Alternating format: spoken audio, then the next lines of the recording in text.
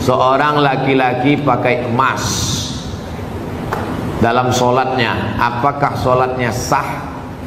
Emas itu bukan babi, kecuali dia membawa rantai babi baru Arab. Emas tidak. Emas kalau dipegang, wudhu kita tak batal, sholat kita pun tak batal. Tapi Nabi mengharamkan pakai emas. Ini mesti dipahami.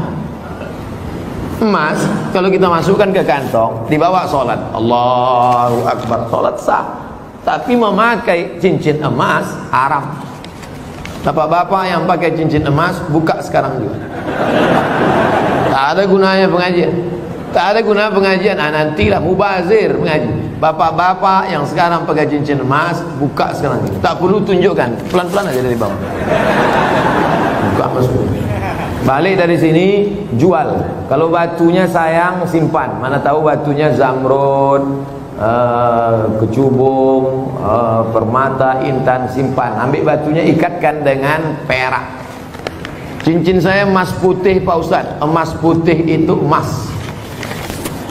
Emas putih itu emasnya 80, nikelnya 5. Emas putih itu emasnya 80%, nikelnya 5%, peraknya 18%, peraknya 15%. Maka warnanya putih, tapi dia emas juga. Jadi kalau mau buat cincin, perak saja. Ini cincin perak. Batunya zamrud asli, mereknya Casio, Casio orang. Tak pernah saya beli. Kalau sempatlah saya beli sekian puluh juta, lalu kemudian anak yatim tak sekolah, neraka jahanam tempat saya. Bisa pula anak yatim tak sekolah, cincin kita 30 juta. Pak, minta makan Pak, belum makan pagi, kata anak yatim di lampu merah. Kita mau? Nauzubillah. Oleh sebab itu maka yang punya cincin emas, wahai Imam Syafi'i, kenapa laki-laki Islam tak boleh pakai cincin emas? Apa kata Imam Syafi'i? Robek hati orang miskin menengok cincin emas. Aku makan pun payah, kau sampai hatilah pula pakai cincin emas. Matilah kau cepat, kata dia. Hancur hati dia.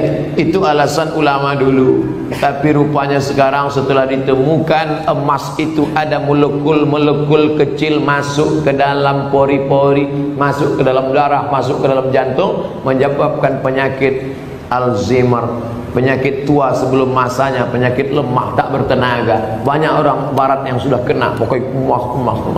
Lalu kami yang perempuan Pak Ustaz, yang perempuan dia masuk ke dalam, keluar lagi melalui darah menstruasi haid.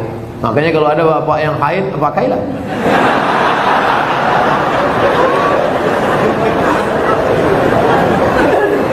Saya selalu ketiduran, tak dapat sholat subuh. Orang yang tak sholat subuh karena ketiduran, ada hadisnya. Man nama, siapa yang tidur, walam yusalli, sampai tak sembahyang subuh, balas syaitanu fi uzuni, setan kencing di telinganya. Yang tadi tak sembahyang subuh, itu tertulis di sini, toilet setan. Makanya ceramah ini harus terus diamalkan. Balik dari sini, pergi ke toko jam di Tanjung Pinang, cari dia. Mbak, apa jam yang paling mantap di sini? Nah, ini satu. Tanya dia, ada tak jam yang bisa menyipak? Asal jam 5 menyipak dia, kalau pang. Sampai bangun subuh. Ibu-ibu yang membangunkan lakinya, rahimallahu mra'atan, Allah mencurahkan rahmat pada laki-laki, aiqadha ahlahu, yang membangunkan istrinya untuk sholat subuh. Bangun mama bangun. Bangun ibu. Tapi sekarang tak jelas lagi dunia ini Ustaz. Entah siapa yang membangunkan, entah siapa yang dibangunkan. Ibu tu pula yang membawa air setimba. Bangun. Yang aslinya kalianlah laki-laki yang membangunkan perempuan. Tak satu dua perempuan mengadu melapor, Ustaz, kusangka dulu kalau nikah sama dia aku bahagia. Dia PNS golongan 4A, gajinya banyak, tunjangannya hebat, rumahnya besar, mobilnya mewah. Ternyata setelah nikah sama dia menderita, Ustaz, macam tidur sama babi hutan.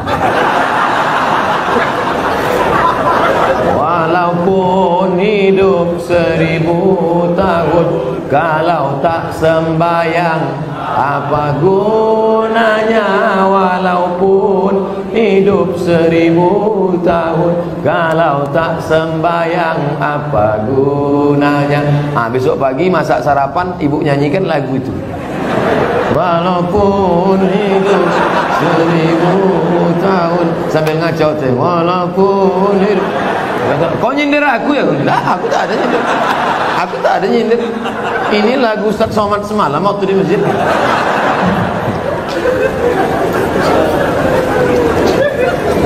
Ustaz, apa sah laki-laki solat di rumah tapi tak di masjid?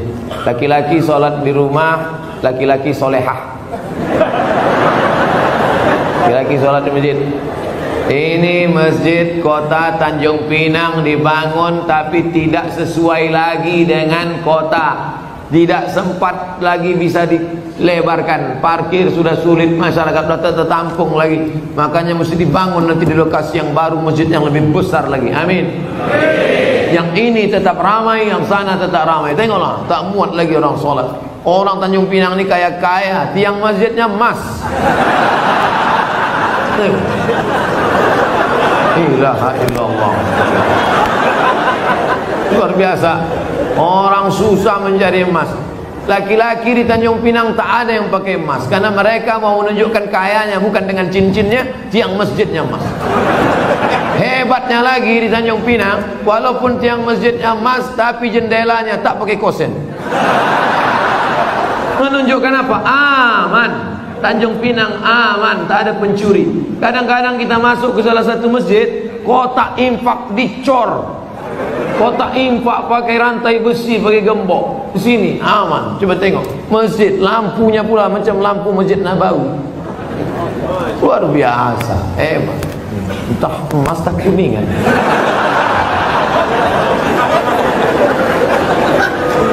Apa maksud saya? Nikmat yang sudah besar ini maka dibalas dengan sholat berjamaah. Tapi rasanya mengajak orang Tanjung Pinang sholat berjamaah mubazir. Karena sholat berjamaah di Tanjung Pinang, coba tengok, melimpah ruah sampai tak muat keluar-luar. Tengok, itu yang di luar-luar yang berdiri itu juga dapat pahala sholat berjamaah. Kalau sholat, tak sholat mana mau dapat? Layan tayanna, mereka yang tak datang ke masjid, jangan ulangi lagi. Yang sholat di kantor, yang sholat di rumah, yang sholat di kamar, jangan ulangi lagi, kata Nabi. Kalau kalian tetap sholat di rumah, la uharriqanna alaihim buyutahum, ku bakar rumah mereka. Nabi yang bilang, kalau kalian sholat di rumah, ku bakar rumah mereka. Kalau hidup Nabi sekarang bertambah hotspot titik api. Saking banyaknya rumah yang dibakar Nabi, berasap lagi. Ustaz janganlah sebut-sebut asap. Asap Tanjung Pinang ini kan dari kampung Ustaz juga. Saya tahu, ku tahu apa yang ada dalam hati. Sebelumnya dari malam saya niat sholat subuh, tapi saya bangunnya jam 6 pagi waktu setempat. Apakah masih boleh sholat? Ini bukan menanya, menawar ya.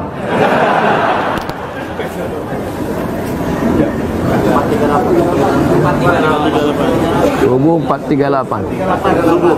Imsak subuh, zuhur, asar, maghrib, isya. Maghribnya jam,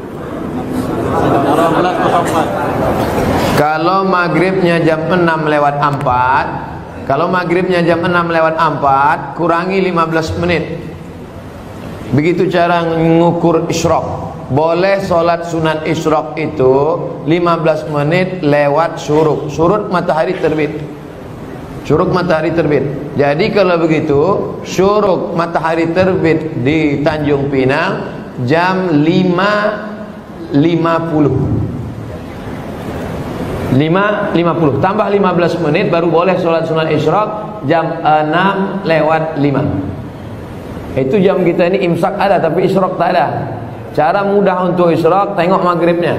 Jam berapa maghribnya, begitu boleh isyraq. Kalau maghribnya jam 6:04, maka boleh sholat sunat isyraq jam 6 subuh lewat 5. 15 menit sebelum itu subuh sudah habis. Maka di Tanjung Pinang untuk saat ini subuh sudah habis jam 5.50. Kawan nih bangun jam 6.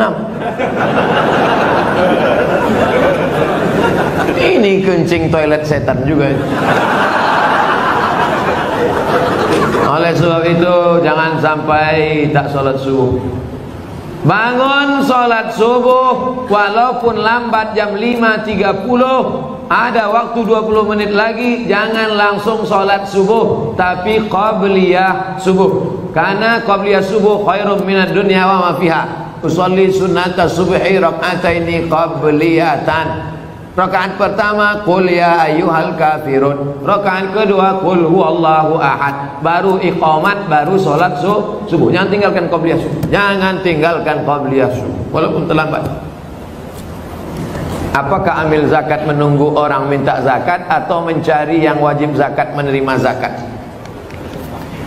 Khuz, ambil zakat, khuz, ambil. Bukan, hai orang beriman, berzakatlah. Yang mau zakat silakan, yang nggak mau nggak apa-apa. Bukan begitu bunyi ayatnya. Khudh, ambil. Makanya yang punya jabatan kekuasaan buatkan perda, peraturan daerah, bayar zakat. PNS, ASN, perusahaan, BUMN bayar zakat. Ke Basnas yang tak mau bayar zakat, tekan materi 6.000, siap dipindahkan ke sejauh mata memandang. Bisa apa tak bisa? Sudah, kata Pak Wan, sudah diterapkan. Langsung zakat potong atas. Abdul Somad jadi tim sosialisasi zakat provinsi 5 tahun. Bayarlah zakat. Tak takut orang. Tak ada jabatan, tak ada kekuasaan. Tapi begitu bupati tanda tangan perda bayar zakat, langsung 10 miliar. Selama saya ceramah, yang paling besar zakatnya Aceh Barat, Meulabu, 15 miliar kabupaten, 15 M. Pas saya ceramah sana, saya tak tahu, saya pun ceramah di kampung saya di Riau ada kabupaten 10 miliar. Mereka senyum-senyum. Pas makan, berapa tadi Ustaz? 10, saya bilang. Kami 15 katanya. Dalam hati saya, Abdul Somad akan datang kalau mau ceramah, tanya dulu, pastikan kita lebih besar.